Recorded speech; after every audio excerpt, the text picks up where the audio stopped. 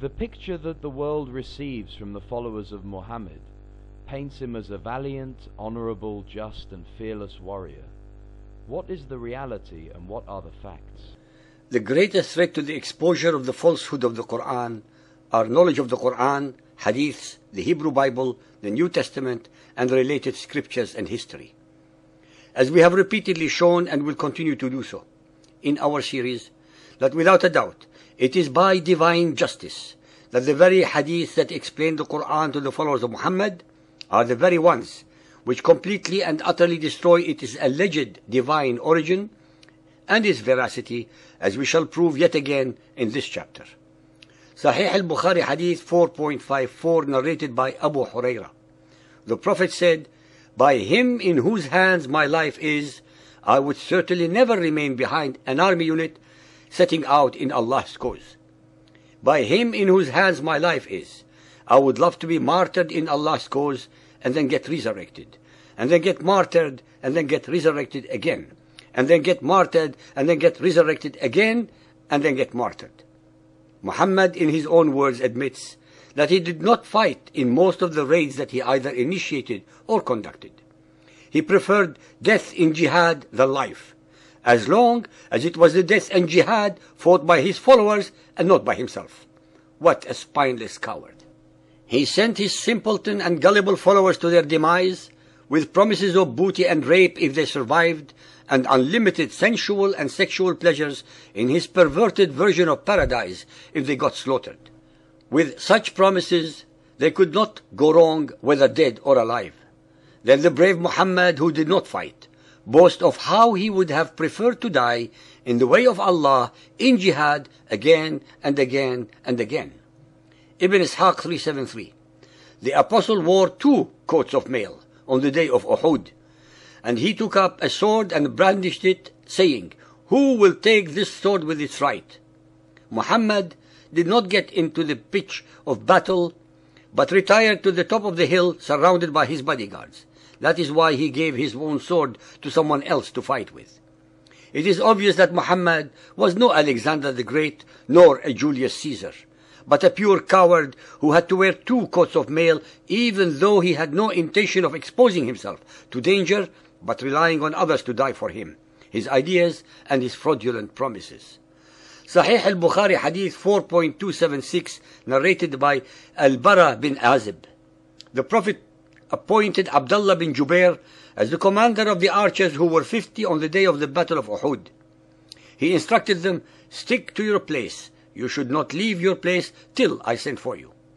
When the infidels were defeated, by Allah, I saw the women fleeing, lifting up their clothes, revealing their leg bangles and their legs.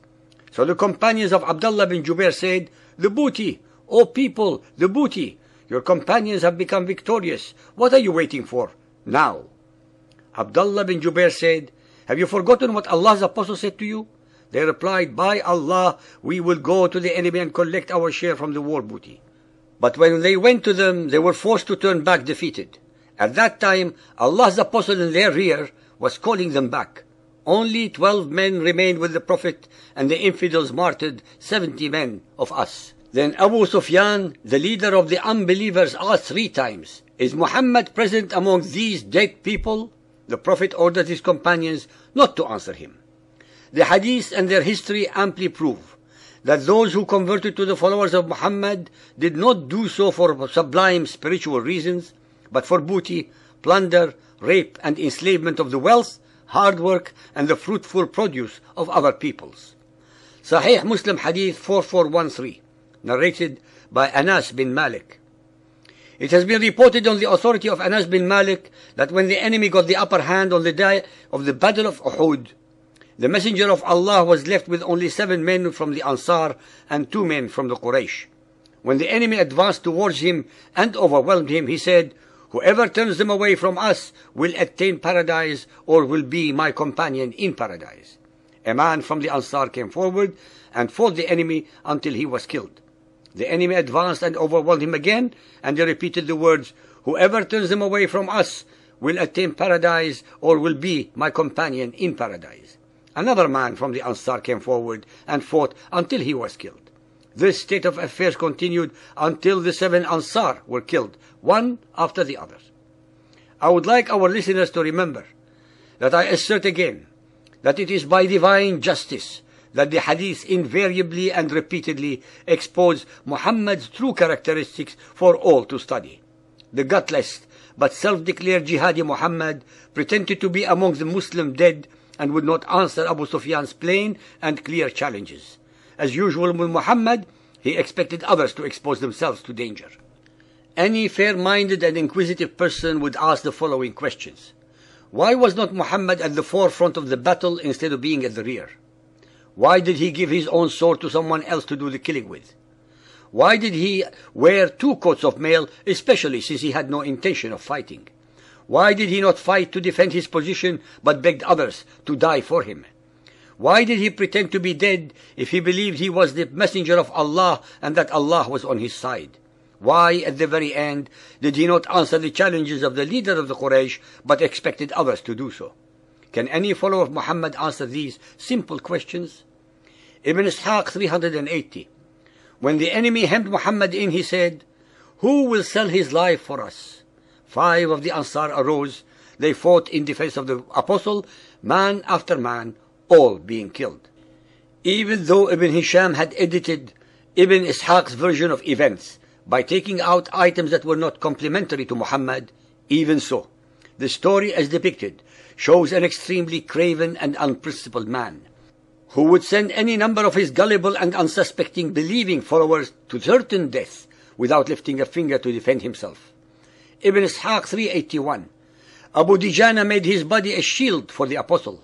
Arrows were falling on his back as he leaned over him until there were many stuck in it. The first man to recognize the Apostle after the rout, when the men were saying the Apostle has been killed, was Ka'b bin Malik. According to what Al-Zuhri told me, Ka'b said, "I recognized his eyes gleaming from underneath his helmet, and I called on the top of my voice, 'Take heart, you Muslims, this is the Apostle of Allah.' But the Apostle signed to me to be silent. Muhammad, who was pretending to be dead, signaled to him to be silent because he did not want his victorious enemies to know that he was still alive and may attack him again." Believers and unbelievers, please remember that all these ahadith were not written by the enemies of Muhammad, but written by the followers of Muhammad, and they are telling the facts as they saw them at the time. It was Muhammad who ordered the murder of Ka'b al-Ashraf and Asma bint Marwan, both of them poets, the former 120 years old man, and the latter a woman with a suckling child, who criticized Muhammad's slaughter of the Quraysh leaders at the ambush of Al-Badr. It was Muhammad who always had others among his followers to do his dirty work, just like the modern heads of the mafia crime syndicates. Ladies and gentlemen, when the ahadith are studied carefully, they single-handedly help obliterate and destroy all the myths of chivalry, bravery, compassion, intelligence, knowledge, veracity, miracles, etc., that were later concocted by the thousands on behalf of and heaped upon the undeserving persona of Muhammad.